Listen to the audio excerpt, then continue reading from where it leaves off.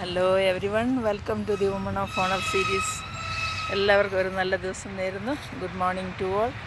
ഞാനിപ്പോൾ ഉള്ളത് ഞങ്ങളുടെ അടുത്തുള്ളൊരു പാർക്കിലാണ്. മഴയില്ലാത്തത് കൊണ്ട് മരങ്ങളൊക്കെ ഇലപൊഴിച്ച് ഇങ്ങനെയൊക്കെ നിൽക്കുന്നു.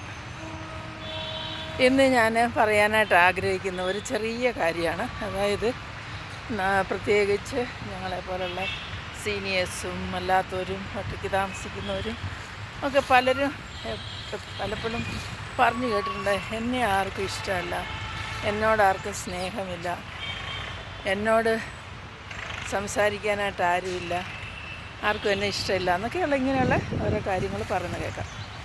എന്നാൽ നമ്മൾ മനസ്സിലാക്കേണ്ട ഒരു പ്രത്യേകമായിട്ടുള്ളൊരു കാര്യം, നമുക്ക് ആരോടും സ്നേഹം ചോദിച്ച് വാങ്ങിക്കാനോ പിടിച്ച് വാങ്ങിക്കാനോ ഒന്നും പറ്റുന്ന കാര്യമല്ല.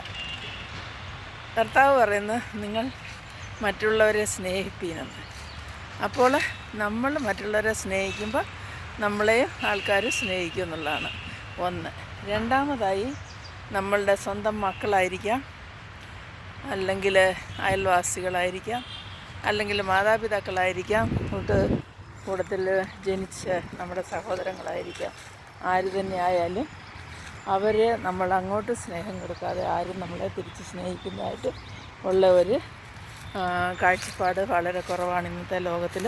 പ്രത്യേകിച്ച് നമ്മൾ കണ്ടുവരുന്ന ഈ ലോകത്തിലെ പ്രശ്നങ്ങളുടെ നടുവിലാണ് എല്ലാവരും ഉള്ളത്. എല്ലാവർക്കും അവരവരുടെ കാര്യങ്ങൾ മാത്രമാണ് ഇമ്പോർട്ടൻ്റായിട്ട് തോന്നുന്നത്. കാരണം മറ്റൊന്നുമല്ല, മനുഷ്യൻ അങ്ങനെയാണ്.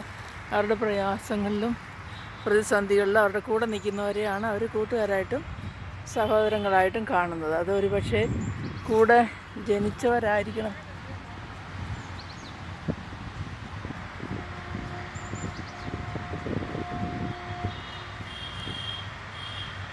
പിന്നീട് പറയാം.